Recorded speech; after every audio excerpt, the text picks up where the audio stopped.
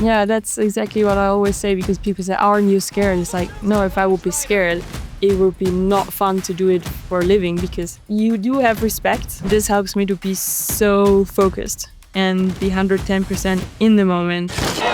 I think you need to have that respect. Otherwise, you have a bit of too much confidence. It's also my biggest weakness, but it's also my biggest strength.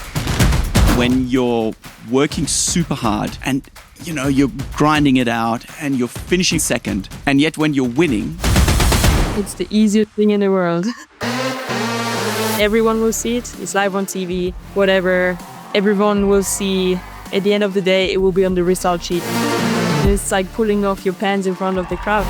Everyone will see it, if it's good or bad. I think it's the greatest reminder you can have, like, why am I even doing this? Because I could easily just stay at home. You risk a lot, like you can have a really bad crash super easy and that's it, your career's over. But we did it all because we love racing.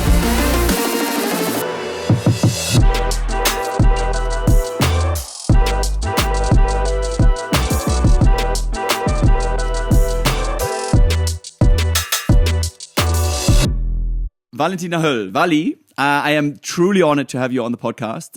Höll Going Mental is today's episode. I would love to dive in a little bit and see how your mind works, how you think about certain things. And I would love to know, when I say, Jesus, you just went mental, what does that mean to you?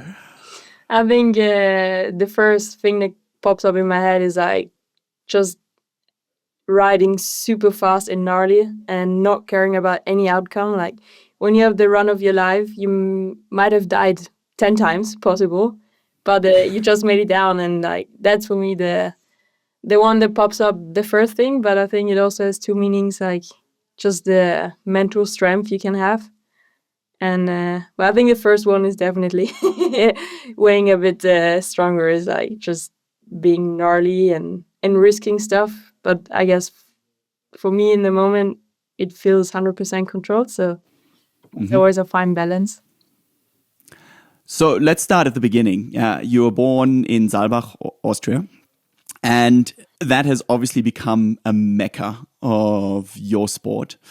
And I think for most of us athletes, when we talk of home, it's a place to recluse yourself, to chill out, to like come back and come away from everything. Whereas for you, it's also the biggest stage in your sport. You come home, it comes with expectations, which is all these things that home really kind of shouldn't be, right? You can come home, drop your bags whenever you want, and mom and dad will be there to give you a hug, or whoever, is going to be there. Talk to me about that relationship, like having two kinds of homes, I guess. I think it's a pretty interesting way how I grew up. I grew up on a mountain, so pretty remote, but it was like a mountain chalet. So we always had a lot of guests and tourists coming and going whenever. And it was a bit weird growing up because like we never had our private kitchen table where, when you come home after school, like you have your private space. Like you always have strangers passing, or you have the staff walking by, bringing food and drinks and whatever. So I always grew up with like never really just talking to my parents 100% alone. So I think that's why I'm also quite close, because I always knew there's like people listening and I didn't want them to know about my worries or anything else. So it was actually quite late that we moved down in the village and had our own like private space. Mm-hmm. And I think now with the sport, like it's so intense coming home, because people think when you're the hometown hero, it means you immediately have an advantage. But it's so not true. I feel like it's even a bit of a disadvantage because, first of all, when you ride the tracks when there's no World Cup, you never push that hard. You always take the easiest lines. You would never do anything hard on purpose, because why would you? Like, you do train, but you're not going to risk every single run a sketchy line. And then also race scenario is completely different. And especially having the home race, there's a lot of expectation, a lot more media coming in. a lot more people that want to talk to you, want to do things with you, and even just the staff at the gondola, like they know you because they've seen you since you're like 12 years old. They all know your name. They all want to talk to you, and it all builds up, which is also super nice because you have the support from home. But it's also a bit more stressful, I would say. All my life, I have had Achilles problems. It is something I've spent months and years on trying to rehab and recover. And finally, in 2022, my wife introduced me to Pillar Performance. What really caught my attention was their athlete approach on clinical micronutrition for performance. Not just general health supplements, but evidence-based formulas designed specifically to support athletes under real load. And they're all tested for purity and bioavailability. When I spoke with Damien, the founder, about my injury, he mentioned a specific collagen peptide called Tendo Forte that they'd been testing. The team arranged to get me some samples, I introduced it to my daily rehab, and the rest is history. Now available as Pillar Collagen Repair, it provides targeted support using Tendo Forte, which has been shown in clinical research to support connective tissue repair and recovery. Collagen repair has in turn made it into my daily routine. First thing in the morning, in a warm glass of water with half a lemon and some salt. I swear by it. If you want to give it a try, use code GOINGMENTAL at pillarperformance.shop or for North American listeners on thefeed.com. That's code GOINGMENTAL for 15% off first-time purchases. Yeah, I couldn't agree more. I find always there's that extra layer of expectation, and I assume, which I shouldn't do, but that your own expectation is already like your backpack is full, right, at this stage. Oh, it's insane. And yours has always been, like you were a childhood prodigy. And, that's always come with this kind of layer of what you can do and what you're celebrated for. And it really becomes a part of your identity of who you are, I guess. But do you think sometimes that's also starting so young to have that success? Do you think it takes something from your childhood that maybe, someone like I started when I was 19. Mm-hmm.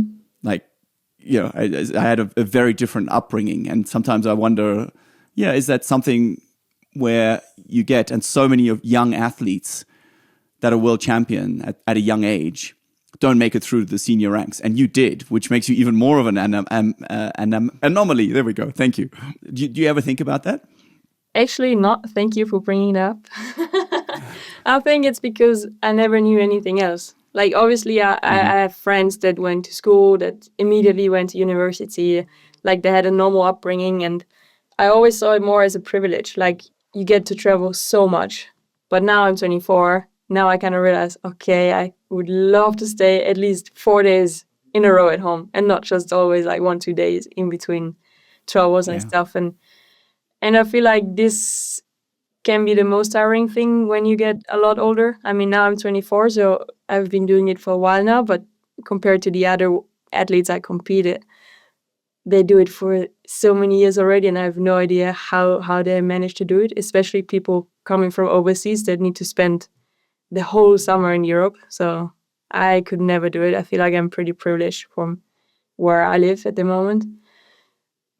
But yes, I mean, I have the sickest job in the world. And I knew when I was 12 that I want to become a world champion, and that everything worked out is a miracle. Like, well, not a miracle because I really worked hard for it, but I feel like a lot of kids have that on the list. But like at the end, it's a bit of luck as well that you managed to do it. And yeah, I don't know, like, of course, sometimes when I was 16, 17, it's like, oh, like I really want to go to that party, but we have a World Cup, so I can't go and get wasted. But well, I could get wasted if I win. So it's always like you can party with your downhill friends, because I feel like still our sport is, obviously it's very, very professional and we also work hard.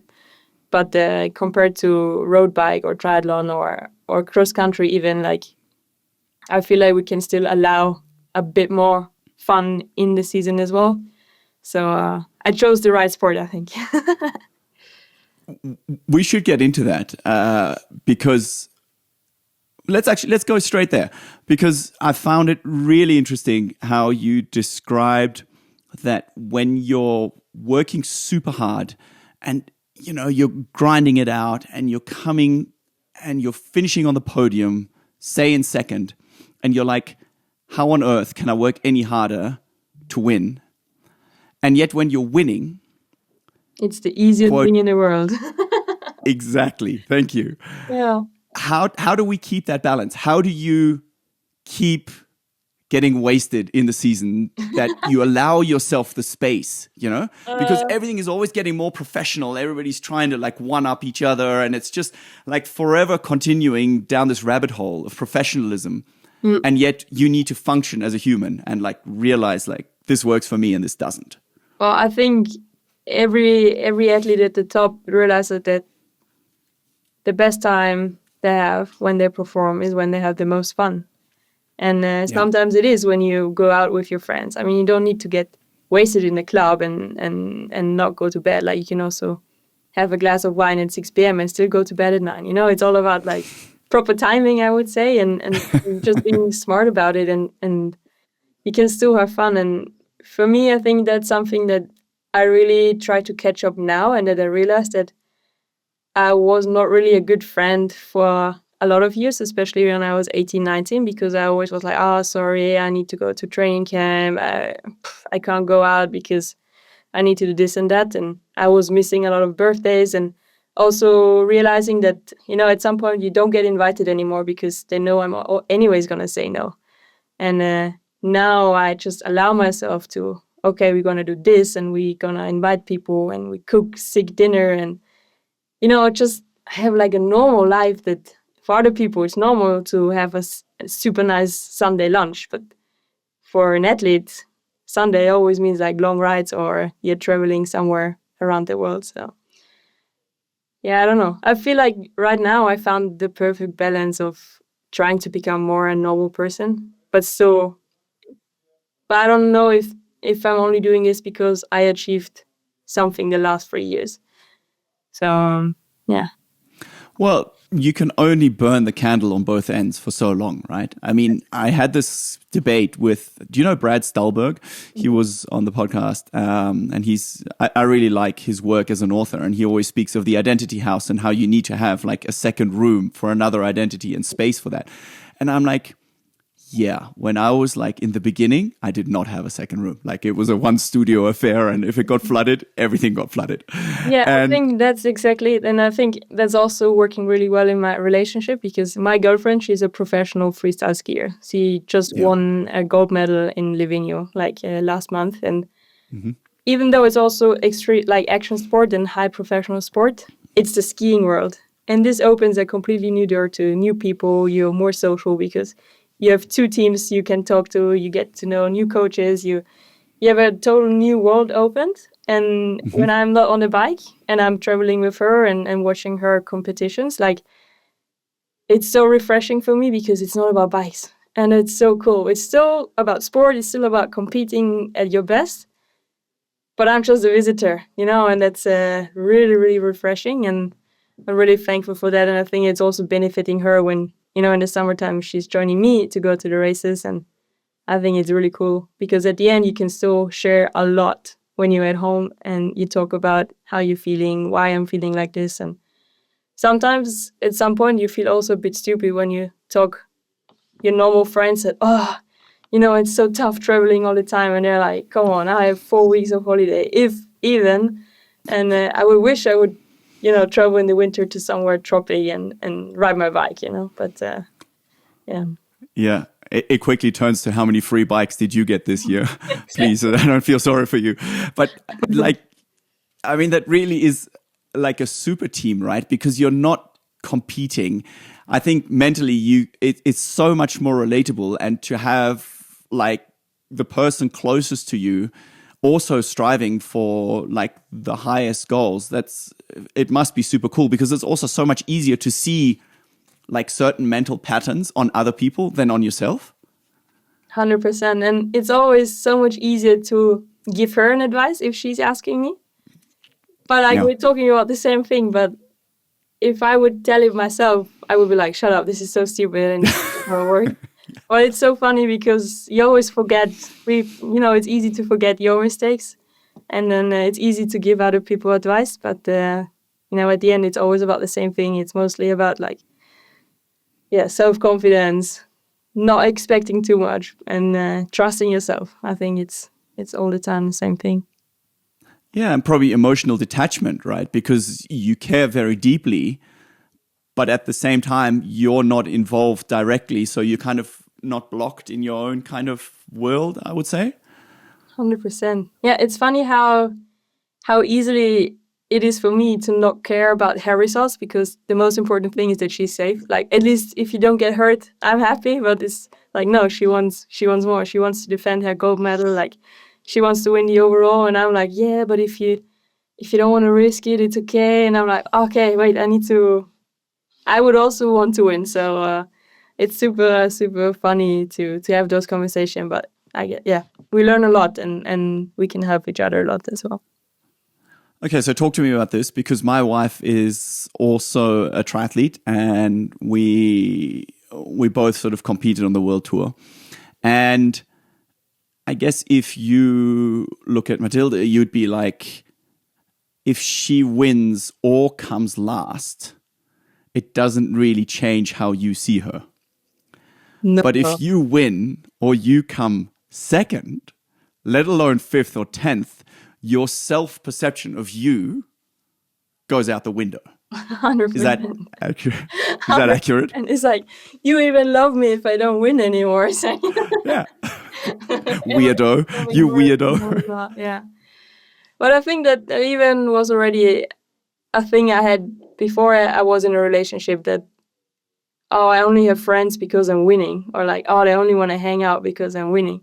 Maybe sometimes there are people who cross paths and they use it if it's a manager or someone that's taking a little bit of advantage of your career and success. That can happen, but I feel like, so I would say 99, 98% it's like all real true friendships if you have the right feeling for people, I would say. Yeah. But in a relationship, you don't care at all about the success. It's all about how the person is, and you just want them to be safe and happy. And obviously, if they don't achieve their dreams, they're not happy, but at least you can hold them when they cry. If you allow me an outside observation, you've both chosen tough people to keep safe because of your professions. I mean, both of you, if I'm not mistaken, you started skiing as well, right? When you were a kid, I assume growing up in Austria, that's part of the process. Or is that Exactly. Yeah. So in Saalburg, where I grew up in, there were not many sports I could choose from when I was little. So it was either soccer in the summer for girls and boys, and alpine skiing in the winter. Freestyle skiing was not really a thing where I grew up. It was all about like alpine skis, gates, and racing. So racing. It was super fun, and I definitely learned a lot about like work ethic and technique, like trying to adapt, and also when you get some feedback of your coaches that he's telling me something, but what does it even like? How do I put it on my skiing? So I think that helped me a lot, and I think like for kids and growing up, it's the best thing to be in a sports club or a team, because you spend so much time alone. You get more independent faster, I would say, and just being with other people, especially when you grow up on a mountain, it's good to be with other people. Yeah, if you can't have your kitchen table to yourself, it's better to share the mountain with friends as well. You said in the beginning you struggle to trust people early on, which makes me think your team must be absolutely crucial. Just quickly for those, again, I know you've talked about this in terms of like mountain bike circles, but just for the listeners that are new to you, like talk to me about your team and the importance and how you build a team. Like how do you choose the people that come into your circle? So I would say because I started my career so early, or like I got professional quite early, it was mostly people of friends of our family, or even family members. I would say my manager now, like she is being a childhood friend from a early early age. So this helped a lot. I mean, she's still like 5 years older than me, but that's why she's my manager, because she needs to be a little bit older, have that be wise and have some life experience. But yeah, they've all been growing up with me, so they know my values and they know where we come from. Like, we share the same vision about life and about the world, so I think this is helping a lot. And then obviously when it comes into mountain biking, having coaches and stuff, I had coaches for a really long time, and then I was moving out of my parents' place and I moved to Innsbruck. And so that also meant that I had to change coaches because they were based where I was from. And I always had like personal training and everything, so this didn't work anymore. And then it was via Instagram. I saw the Base 5 in Innsbruck, and that's a really sick training place. They also work with Alexander Kilde, like insane alpine skiers. And it was because I followed a lot of alpine skiers, and I knew that was the place to go to. And it was quite funny because before I was checking out my apartment or moving into my apartment, I made an appointment at the gym to make sure the gym was done before I even looked at my apartment. And priorities. He immediately clicked, and the support there is pretty insane. And it's quite hard because I feel like downhill is quite a unique sport or young sport compared to soccer or even alpine skiing, because it's not that renowned in Austria. It's a bit of a sideline sport, I would say. Also, coaches are quite rare. Like, there's no dedicated bike coach, I would say. I think it's easier for road and cross country because it's an endurance sport, so there's way more data. But for downhill, I would say it's quite similar actually to alpine skiing, because you do need some endurance, but you also need some like strength and explosiveness, because the runs are between 3 to 5 minutes. So it's like a super complex sport, and obviously all the technique you do on the bike is comes extra on top. But so I always felt way closer to the alpine skiing way of training in the gym, especially. And they were super open to take on the project to start working with a downhill athlete. And I mean, they're super, super smart people, so they know what they're doing. And the rest of the team, I guess it's a bigger thing, is like your partners, your sponsors. And for me, the biggest help was that I got picked up by Red Bull super early.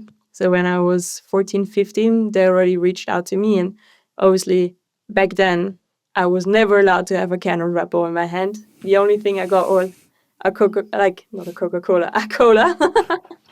And that was it. And Red Bull Cola. Red Bull Cola, thank you. And that was pretty cool. So when I look back at all my partners, I barely changed any sponsors except of bike sponsors.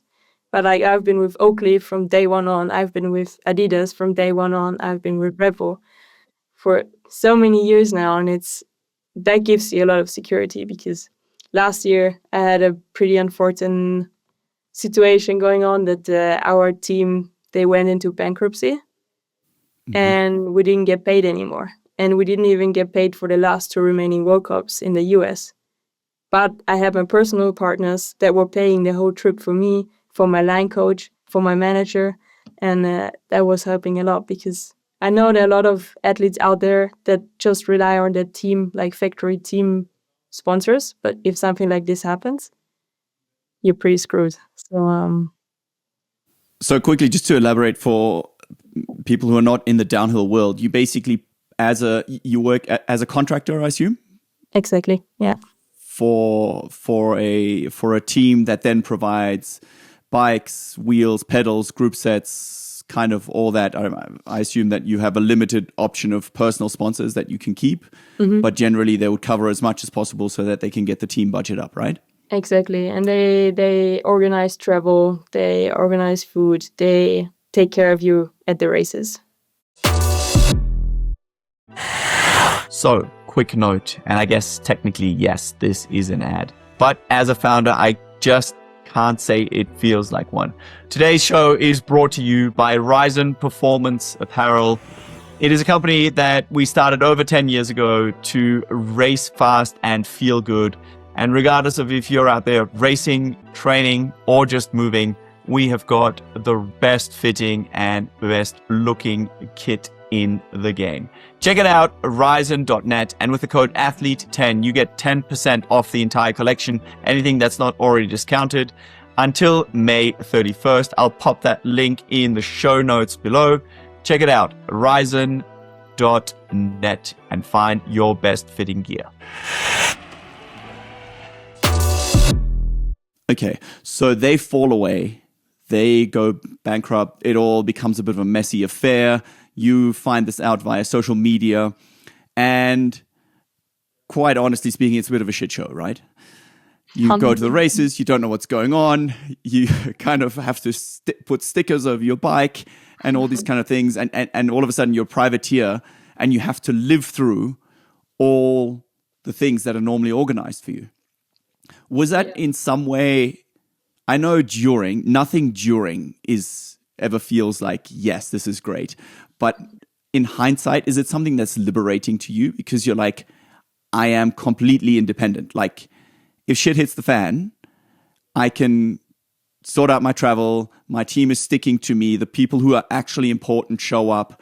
And there are other people in the paddock that look after me. Would that be accurate? I would say yes, if you have the financial security that allows you to do so. But it was also, I'm a person, I need to know what I do in 4 months on that first day at 2 p.m. Like, I need to have a plan. And for me, that bankruptcy also meant, because I had a 4-year deal running and I was just in my second year, I was like, what am I going to do the next 2 years? Like, I was supposed to be in that safe space, have those sponsors, know exactly where I'm going in the winter for team camp, blah, blah, blah. And this is gone. Like, it's August, I need to ask a new bike sponsor if they even have a free spot for me for next year, because all the teams are so limited. That was the most stressful thing, because you're not planning to talk to teams if you're just in your second year in your contract. So Okay. I feel like that was the most stressful thing. But then I was super grumpy for 2 weeks. And then I was like, you know what? Every closed door gives you a new opportunity. And I was like, okay, I know this chapter is done. I still have World Champs coming up and I can still win the World Cup overall. So let's just fucking do it. And I was lucky enough. I never was a privateer my whole life. So I had some travel expense and always stuff that was organized for me. I was like, okay, let's just go to the ES, have a sick trip with your friends. I brought my manager and my line coach. Also, my line coach is my best friend from school. So there's nothing more fun than going on a trip with your friends. It was also good learning to know how expensive it is actually to go to a race, because all those rental cars and food shops and everything, it's something you don't need to think about as a racer if you never had to be a privateer in your life before. So it was pretty fun, but I also felt so free. Like, it was so cool. Yeah, I can imagine, because all of a sudden it's just the essentials.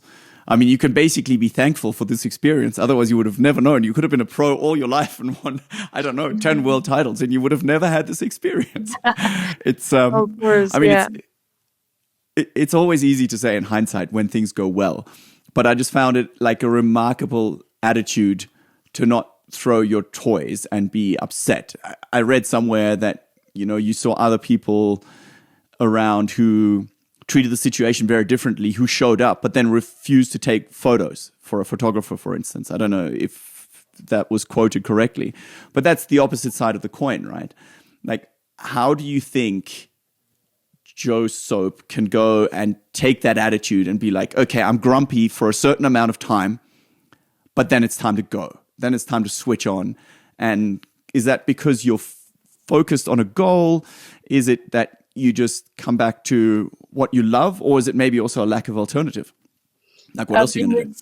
I think it's the greatest reminder you can have, like, why am I even doing this? Because I could easily just stay at home and be like, okay, sorry, screw this, over. I'm not going to race. I'm not going to show the bike anymore, because I don't want that anyone sees the bike anymore, because they don't give me the money. So why am I even doing this?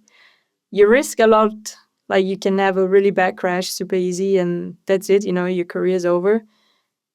But we did it all because we love racing. And I wanted to do it for myself. Like I knew that I want to be a 4-time world champion and I want to do it because I want to win the overall. And it doesn't matter if I have a massive fancy truck with a super nice coffee machine and aircon, or if I pit out of a van. At the end, yes, if you're a top level athlete, you kind of not deserve that privilege, but that's where you are. It's like in the Formula One, like if you're one of the top riders, you get some nice and fancy things, but you can also work without. And I think that really shows that you don't need to have all the glamorous stuff. And I think it's also a good reminder for me if something happens in the future, it's like, you can do it without. And that brings you back to the basics. Like when I started racing with my dad in the camper van, like it's still going to work if you're putting the hard work in before and during the competition. Like you're still going to be the best, even if you don't have the fanciest truck. Yeah, I mean, your skill is not resident in that truck, right? Your skill, it does not come as part of the furniture of that truck. It's something that you hone over many, many years. And exactly, that's why I love so much how you said, like, you're free. And it makes me think of Usain Bolt, who famously ate chicken nuggets the night before his Olympic finals, just because that's what he liked to do. I'm sure every nutritionalist in the world is turning around in their grave just thinking about even like considering chicken nuggets. But it's just the resilience comes from a different place. The resilience comes from years and years of work and from moments like this, knowing, hey, I can do hard shit. No, for sure. I feel like it's really, right now, I'm really thankful it happened because, as I said, I always had a super easygoing career. Like since I started racing, everything was going so smooth, and I was kind of not living in that pink bubble, but I always knew I was quite privileged with the people I've met, the luck I had, where I come from, and all of those things. But it was a good challenge, and I'm quite happy that I could stay so focused on my dreams. And I always feel a bit like also as a professional athlete, you are a bit selfish because I followed my dreams. So I did my thing. I didn't care what was left and right. So I achieved my thing. But sometimes I feel it's a bit hard on me that it's quite selfish what we're doing because we're doing it for us. And we hope that we inspire other people. But first and foremost, we do it because we want to do it. So, yeah, I struggle with that thought a little bit now and then, but yeah, I mean, I always have the same analogy of, when the plane goes down and the oxygen masks come to reach for, and if you go and give your mask to your neighbor because his didn't come down, then you can help maybe 2 other people. But if you get your mask, you can help 10 other people. And yes, whether you get to that position and you get to inspire others, you get to help others, always requires a certain position of luck. But yes, it is a selfish pursuit. I would agree 100%. But yeah, I think there are very few people who don't have some selfish element, even in a pursuit that seems like it helps the world. Like in terms of, you say often, you're just riding bikes, you're not saving lives. But the doctor, I think, also has a personal pursuit. Like if you look at, major hospitals, how much ego there is involved between doctors to be the professor, to be the leading doctor, to be this kind of thing. I think it's very natural as a human to just be like, okay, well, this is kind of a contradiction. And we live contradictions all the time. Like we said it in the beginning, I think fun is like the most performance enhancing drug. Yet somehow we get down this serious path, and we think we need to be professional and we need to dial all down. And I think it's the same in terms of being selfish and actually inspiring others.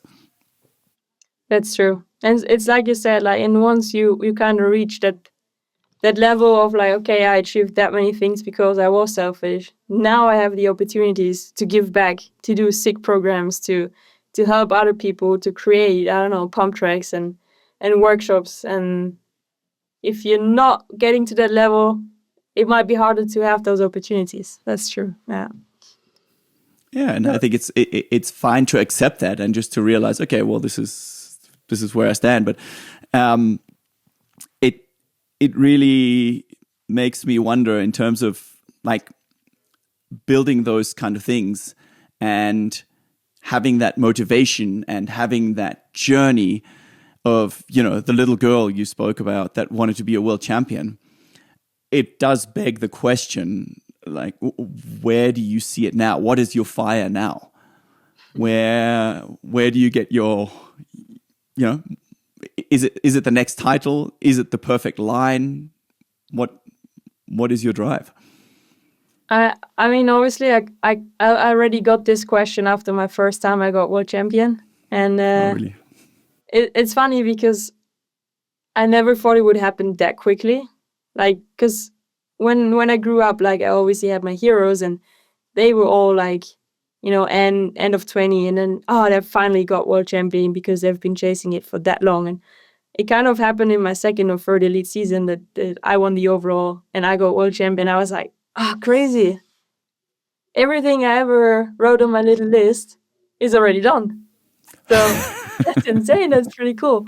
Okay, now it's about chasing more workout wins. And I feel like it's really cool how, especially, well, I'm never happy with my performance. I always have some things, okay, I need to improve this, I need to improve that. And even if I do win with the state I am now, I still know I can be better. And I feel like that's driving me a lot. And last year, my goal was to be super, super consistent, which I was because I was on pretty much all the podiums, but I didn't win. And I was like, now I'm so consistent. I was leading the World Cup with not winning any World Cups, but I was so consistent as I wanted to be, but not the fastest all the time. So I don't know, I can always make up some new goals for myself. And then also, like we said before, is just having that balance now, like allowing yourself to be a bit more of a normal person, to be trying to be more social,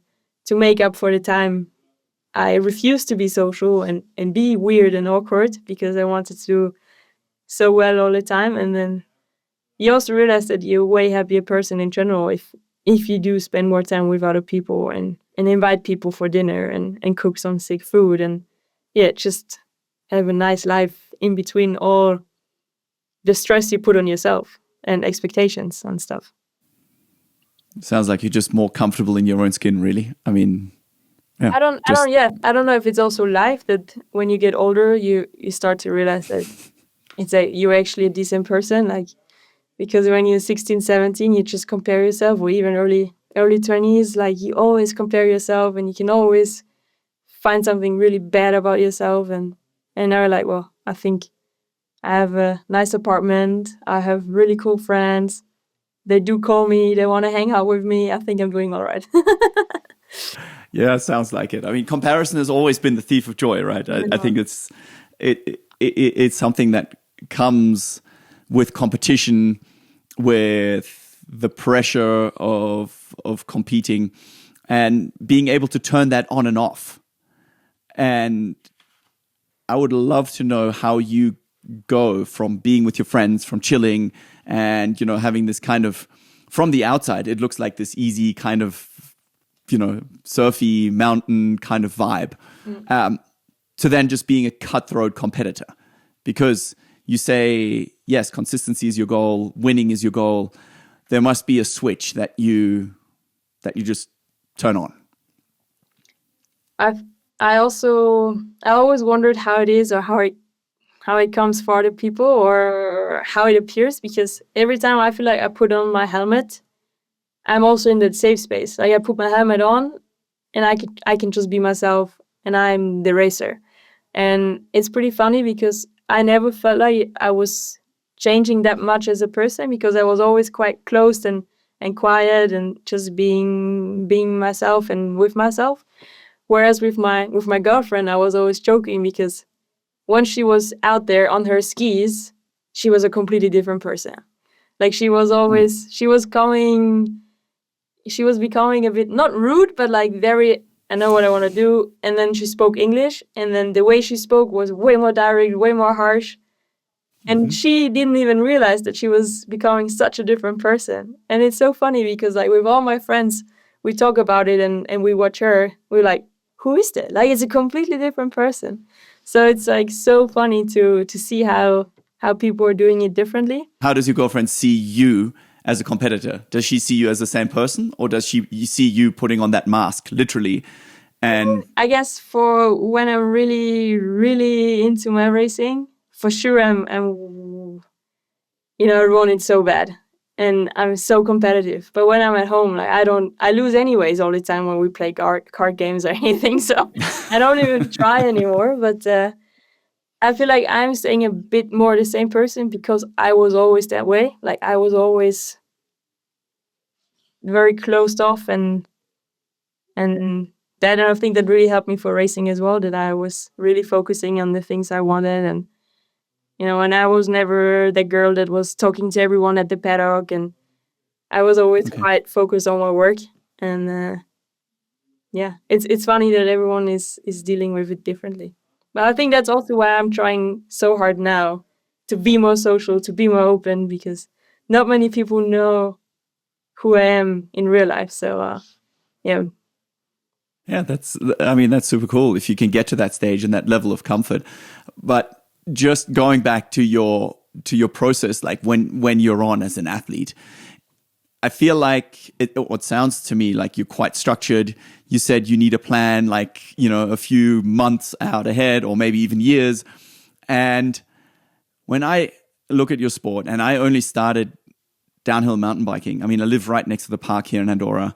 But, when you're an endurance athlete, that's kind of like a definite no-go. So I only started mountain biking when I retired. And it's just like, it's chaos.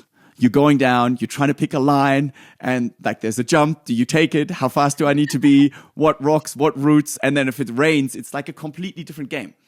And I feel like this structured you goes and thrives in like full chaos, like 80k an hour downhill. There's tree roots. Like, it is mental. It is mental, but I feel like everything is controlled so far. And that's maybe also something why I didn't win last year, because everything was so controlled and I was not really taking any risk because I had to go to be consistent. So you're not allowed to crash if you want to be consistent. But then you also might not win because you're not going to push that little bit extra, which now, like, the women's scene is so insanely strong. You need to go over your comfort zone. And yeah, it's something I have on the list for next year. But for sure, like, it's full chaos, but I feel like with my plan, it always works out perfectly and I can adapt. And that's also something I learned. But I love to have that security of having a plan. Like, it gives me so much comfort. It's insane. Okay, so but I'm assuming you have a plan A and a plan B and maybe a plan C. I mean, okay. I have too many plans and I need to always ask way too many different people about something.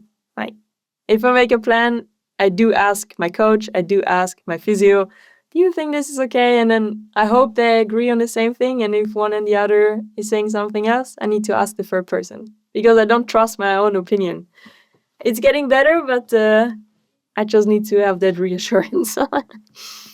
Working on self-belief, I guess. That's because it's really strange, right? Because I think about this a lot.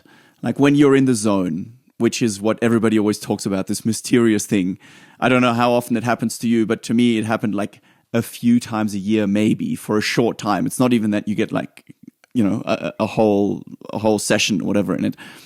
But it's always that battle between kind of your cognitive thinking, your logic, your rationale, and muscle memory, and just trusting your instinct. I think so much of it comes down to instinct for me. Do you have that as well? Or is it literally for you, this is my plan, I'm going with it? And it's kind of, does the plan just highlight your instinct? Definitely you need to have your instinct. You always need to adapt because you can always mess up a line. The line can change, the track can be destroyed, the corner can be gone because the rider in front of you blew it. And obviously you always need to react or do a little bit faster than react. That's ideal. But that's always something I actually wondered about you guys when you have such long sessions and endurance sport. It's like, okay, we do it for 3 to 5 minutes where you think about absolutely nothing and you're just in the moment and you're focusing on it and you can adapt, you can react, whatever. But it's like when you guys are out for like hours, what's going on in your head? Like I always wondered how you really think about nothing for like 5 hours or... No, the whole time, definitely the whole time, it's always that inner dialogue. And the thing I figured out for me was to always come back to neutral, right? So I had this mantra, which is like, rocket, I want, I will, I can. Okay. Right? I want it, I will be able to do it, I can do it. And it's kind of like, just like something internal. As a child, I saw that NASA rocket take off, and I thought that was like the most powerful image, you know, when everything kind of comes together and everything seems perfect. And for me, like I would think of that rocket like hundreds of times in like a 7.5, 8 hour race, because like the most random stuff just pops into your head. Where you like, I remember like leading a world championship, wondering whether I turned the stove off in the morning when I made my porridge. And it's like, you're out there on your bike, you're in full TT position, you know, it's not comfortable in the beginning. You're kind of like arching your neck, trying to do the swan thing. And you're like, what am I supposed to do with this thought? I mean, it's like, right? Go fast. And so, yeah, but I was talking to Sebastian Steudner, who is a world record big wave surfer. Mm-hmm. And we talked about fear and how it kind of layers in as this kind of necessity. And he really flipped the script for me in saying that, you know, fear for me is not living my life to the fullest. I am respectful of the wave, the force of nature and everything that goes behind it. And I think probably the fear and the needing to react for you just is what really focuses you and just keeps you in that zone, right? I don't think you have too much time for self-talk or what goes through your mind in like a 4-minute run. Yeah, that's exactly what I always say, because people say, aren't you scared? It's like, no, if I would be scared, it would be not fun to do it as a living, you know, for a living, because I don't think it's really nice if you're scared like every second weekend during the summer. So you do have respect. And obviously, if you're a big wave surfer, a lot more, like if something goes wrong, it really goes wrong. Whereas like as a biker, okay, you can crash. It can be a bad crash, but it can also be a small crash. So it's a different level, but I do have respect, and this helps me to be so focused and be 110% in the moment. And I think you need to have that respect. Otherwise, you have a bit of too much confidence. And I think that's also, my coach always said, is one of your strengths, that you're not overconfident. It can also be, It's also my biggest weakness, but it's also my biggest strength, because you always stay modest with your riding, with your way of thinking, with your way of racing. And this is why I was so consistent over the years, why I never had a big injury, why I'm always there when it counts. And I feel like I can handle pressure really well, like when it comes to winning overalls and having enough points. Like if I need to perform, the pressure doesn't really do anything with me, because I know I was dealing with it really, really good. So, yeah. Do you look for the pressure? Do you like or need the pressure? Thrive under pressure. And I think that was the same thing in school. Like I needed to have a little bit of pressure that I really put some effort in it. And the same is with racing. Like always at the beginning of the season, you don't feel the pressure so much because, you still have so many possibilities, opportunities, whatever.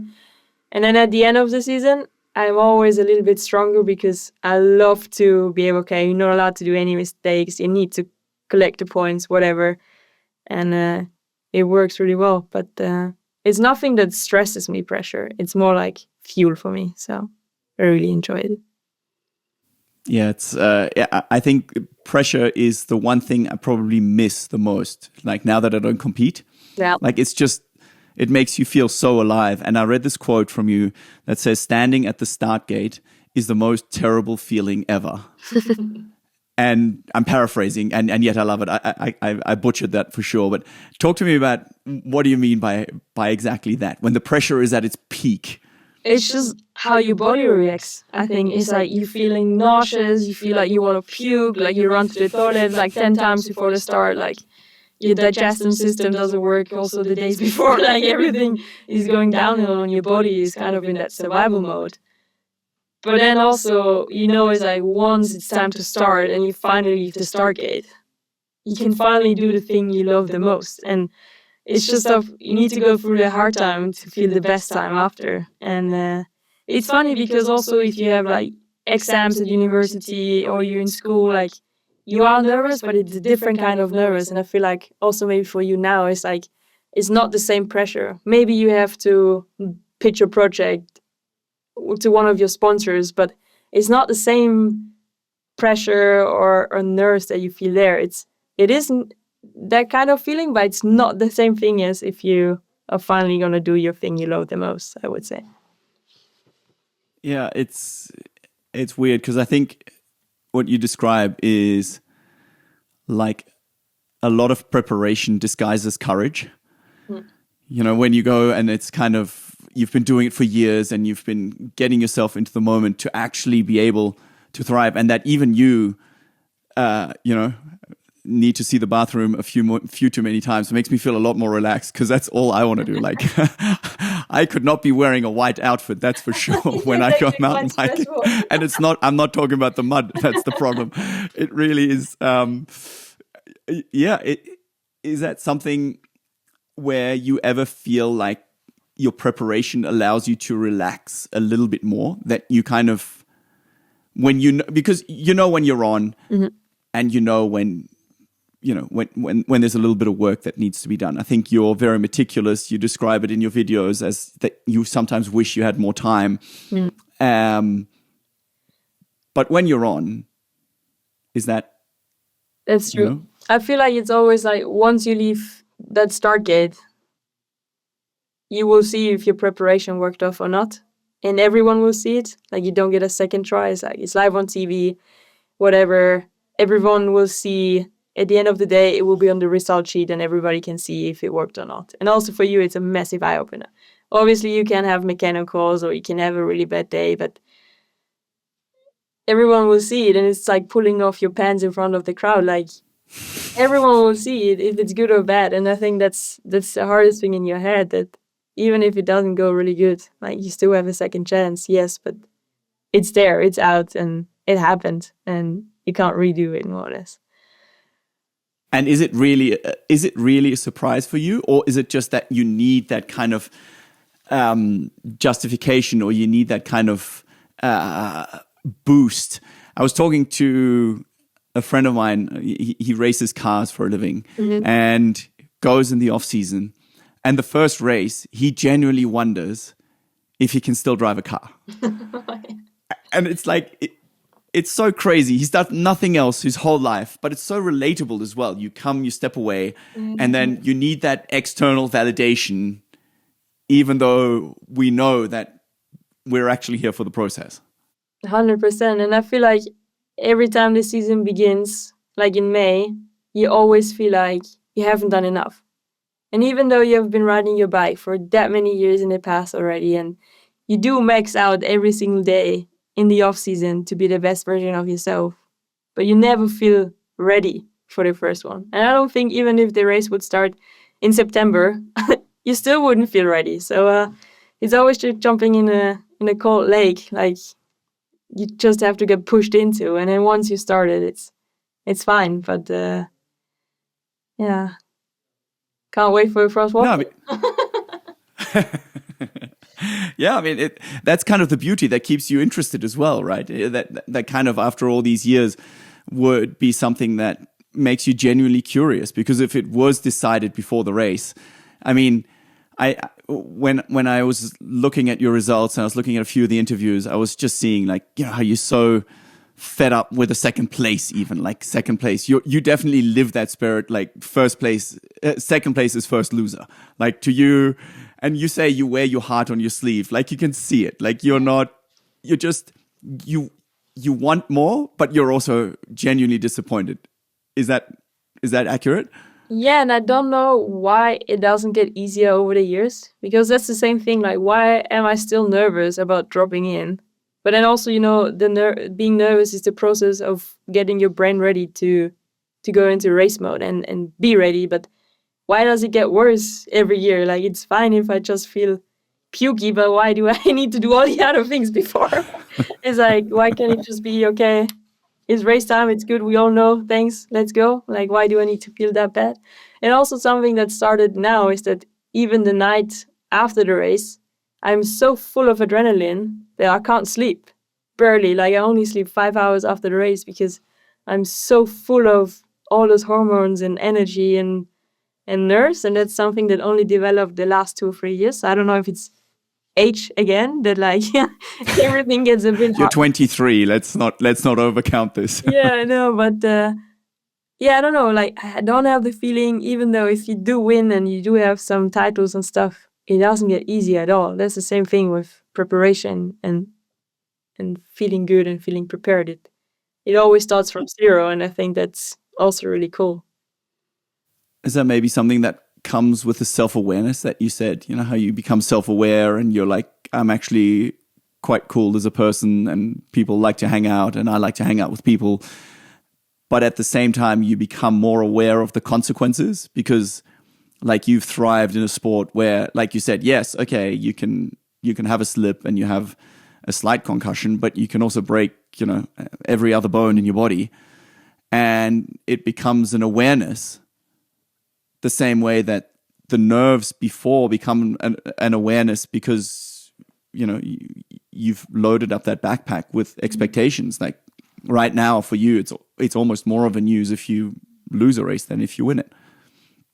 Definitely. Like, it's funny how your brain is changing, but you experience so much during the years of competing that you hear stories, you see stuff happening, you know what the consequences are, but you also know how good it feels if you do win. So you always want something so much, but you also know that somehow the backpack always gets heavier and heavier, and it sounds kind of weird, but when you're competing for that long, and I was quite fortunate with like crashes and injuries, that it will happen someday again, that I break something or that I have a crash and get hurt.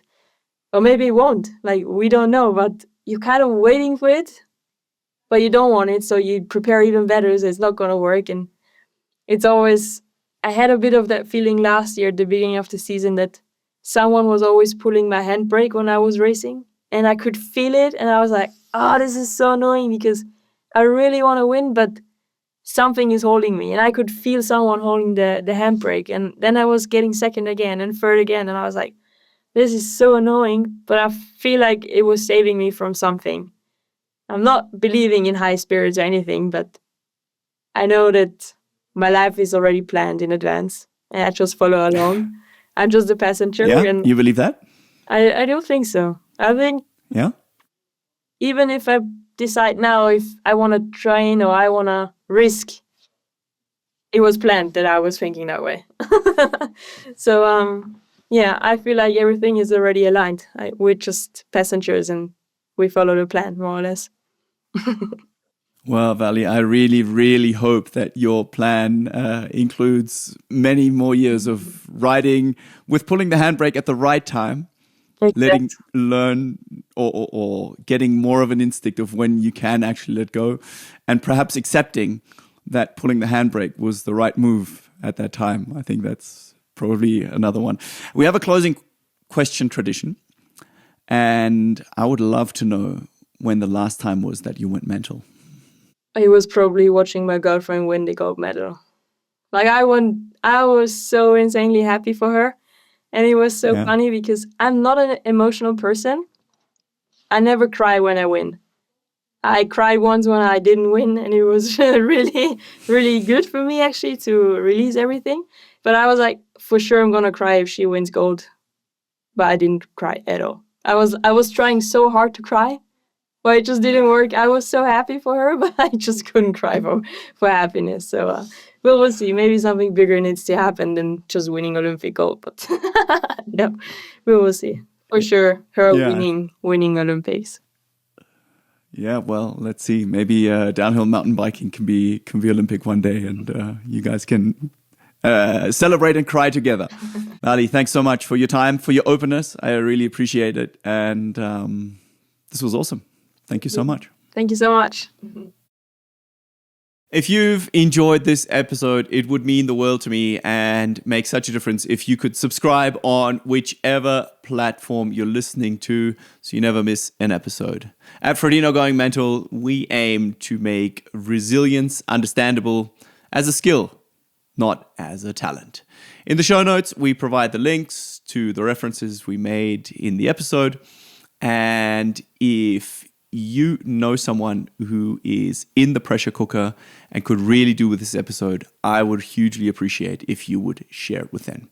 Until next time, I'm signing off as your host, Jan Frodeno.